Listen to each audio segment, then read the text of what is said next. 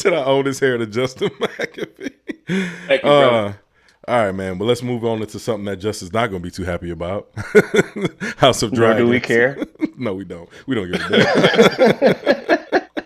House of Dragons, episode 1 review. Fire. Fire. Dragon fire. Dragon fire, no pun intended.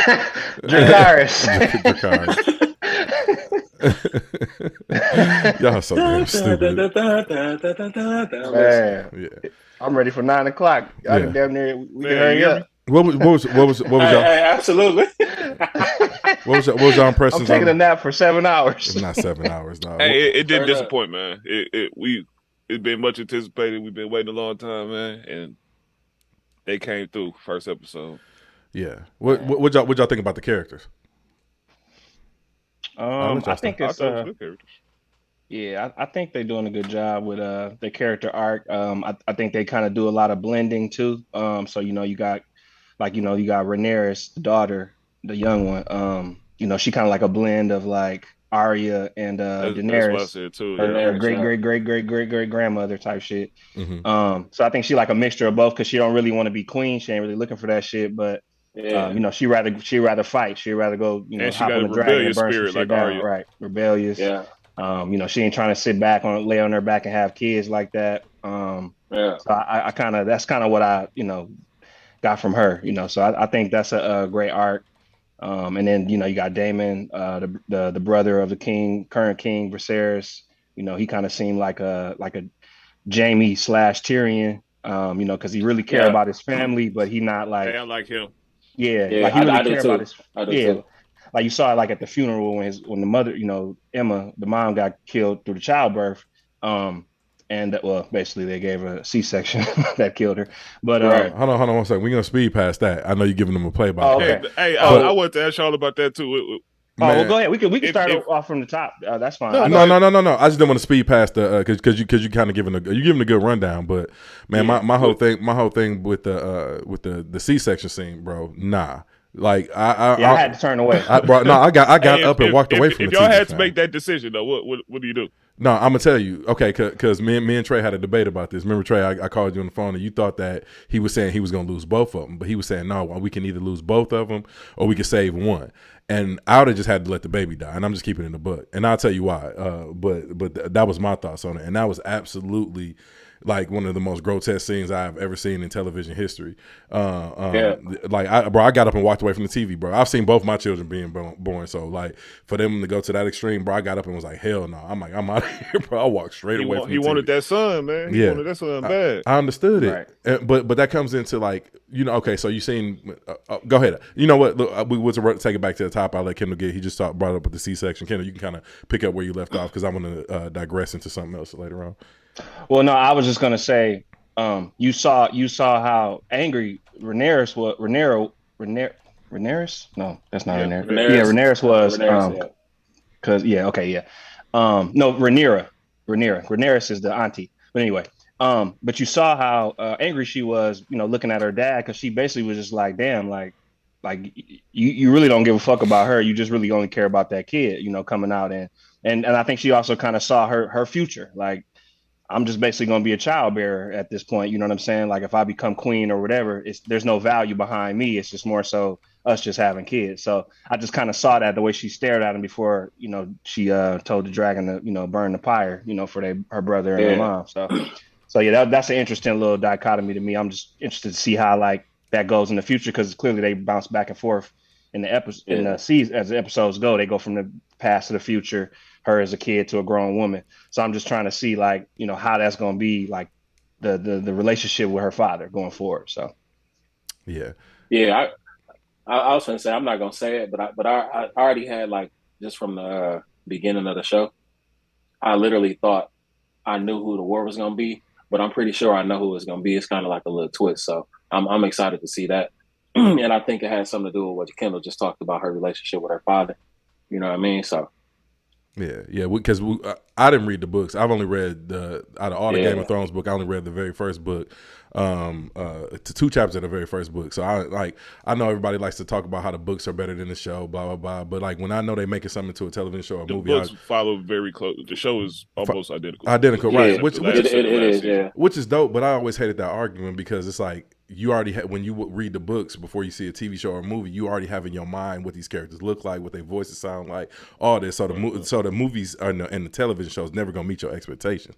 You know what I'm saying? Right. So but outside of the original Game of Thrones actually enhanced that to me. Like read the books, you got an idea of it, but they put a lot into those shows. Yeah, only thing I didn't like and that was different in my mind was the White Walkers in the very first scene in the first episode when they showed the White Walker cut that dude head off in the forest. I don't know if y'all remember the first episode. I imagine that scene completely different. The way they described the White Walkers, I expected their swords to be a little bit more sharp, but that's neither here nor there. But that's what I'm saying about reading the book and having your own expectation and imagination of these characters. You know what I'm saying? Sometimes the television show is never going to do it justice.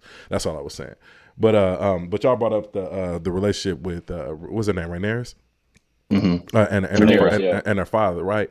One thing that really bothered me when y'all asked me how her father, like what would we have done in that situation when it came to the childbirth?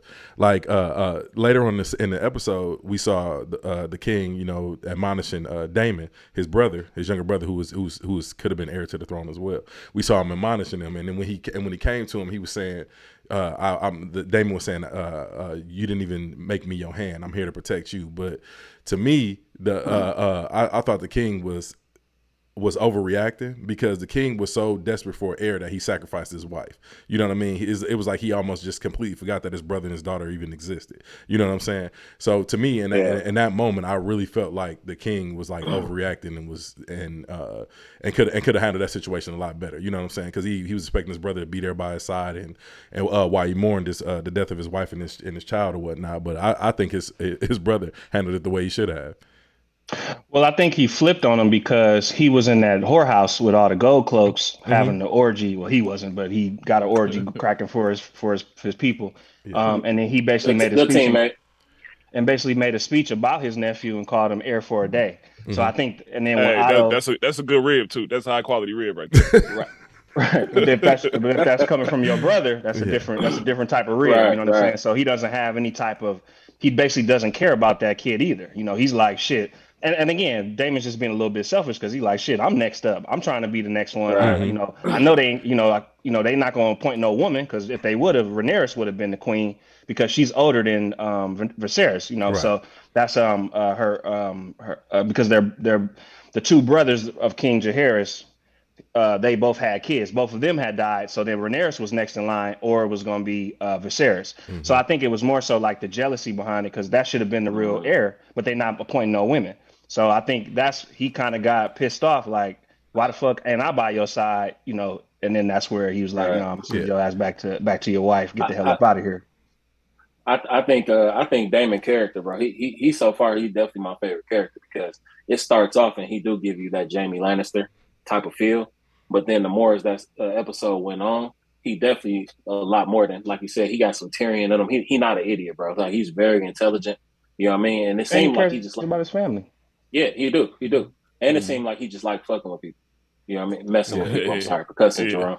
Right. Like for attention, because he's trying to make notice of what he wants, which is he wants to be the king, you know. So but I don't see that happening without any force. That's just me. Yeah. But it kind of seems like I don't even think he's gonna be I don't personally I don't think that the war is gonna be with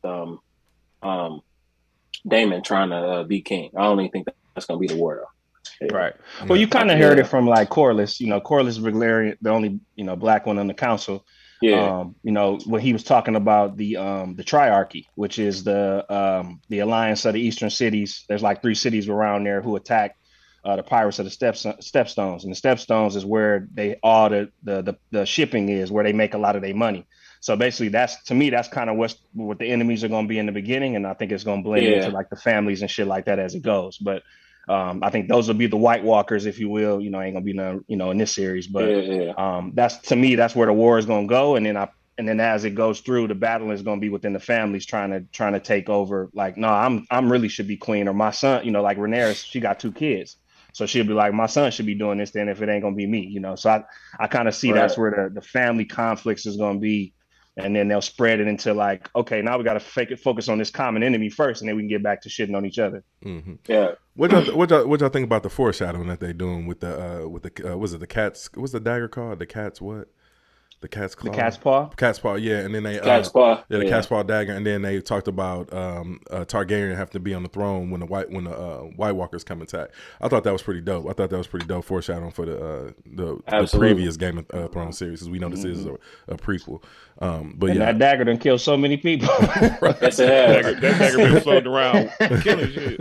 Right. Facts, it 100% has, man. But yeah, so far I'm thoroughly enjoying it, man. I thought they did a very good job producing it. I just got a feeling that this is gonna be a much more grotesque, a much more like just visceral, like with the it do seem grimier than the first one, because the first one it had darker tone. Yeah, they had that in there, but this one seems way. So I mean, I can already see that they going into the next episode. They're gonna show the crab feeder, which is what they hinted at in the first episode, where they had the people. The prisoners tied up on the low tide to those crosses, basically crucified, and the crabs was eating their flesh. Did y'all see that? They had it. I was like, God, bro. I was like, I don't know how I'm gonna do this. Well, yeah. I mean, I think it's that violent just because they were at the height of the Targaryen, kingdom. The shit was still cracking. They were still running everything. You got Daemon. He don't give a damn. He chopping off balls and all type of shit to get his point across, because he's running the gold cloaks. And he tries to instill that fear in the people. So it's definitely going to get more violent, I'm assuming, pending they try to keep it within grounds. Because, things have changed since Game of Thrones first aired. So I'm still sure the violence is going to be there, but maybe not what the book is probably going to portray either. So, but they said that even I watched some of the director or the producer, he said that they definitely try to get a little bit more violent, but at the same time trying to, have like a happy medium. So I hope they just still go super violent, because that's the book. So how do y'all feel about the inclusion of Black characters on the show? I was just about to say that, bro.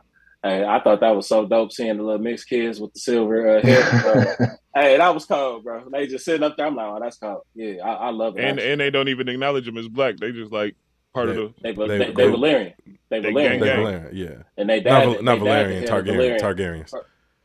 No, they're Valyrian. They're Valyrian. Oh, they are Valyrian. My bad. Corlys is the Rhaenyra. Anybody with the blonde hair is Valyrian. Okay. Yeah, so I mean, they mom Targaryen, but their dad is Valyrian. Right. Or Valyrian. That's his last name. The Valyrians are the ancestors of the Targaryens. Of the Targaryens, yeah. That's why they got that white hair. Yeah. Right. So they're still a part of that family, but because they all inbreed and do all that other shit. But in the books, they're not Black. What's his name? I keep forgetting that man's name. Corlys. But yeah, I'm glad that they got some diversity in there, because they clearly didn't have none in the first few seasons. Until they had that pirate episode, with I can't remember his name. So yeah, it's just good to see that they got some diversity in there, and even the producer was flat out with it, and he just said, we just don't want to have a whole bunch of white people, on our show, and that's it. So again, that's just, things have changed, since Game of Thrones first came out. You got Lord of the Rings, all these other ones that didn't never have no niggas in it. Speaking of no niggas, I don't know if y'all recently seen Finn. What's his name, bro? The actor that plays Finn. Golly, motorcycle relax. I don't know if y'all heard that, but the artist that plays Finn on Star Wars. Are y'all familiar with him? John Boyega. Yeah, John Boyega. Okay. Yeah, John Boyega. They speaking, since we on I thought this was a dope segue, since we was on Black characters, because John Boyega was the first Black. Well, I'm gonna say first Black character. He's the first Black character in the new Star Wars series, because we had in the other prequel series we had Samuel Jackson, which was dope.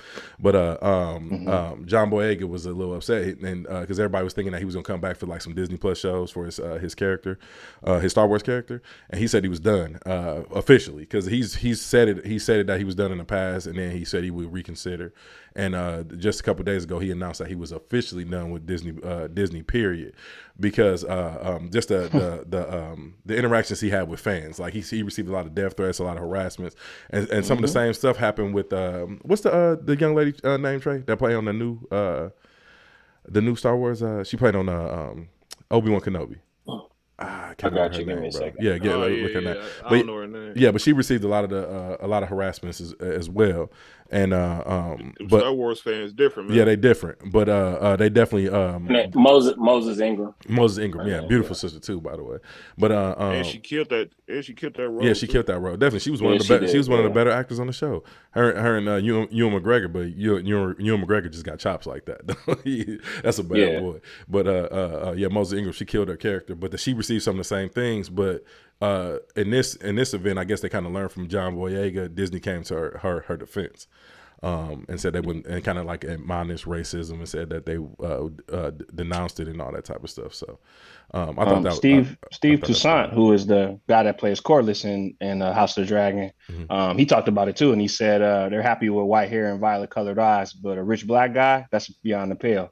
So like even he's experiencing backlash, and white people being white.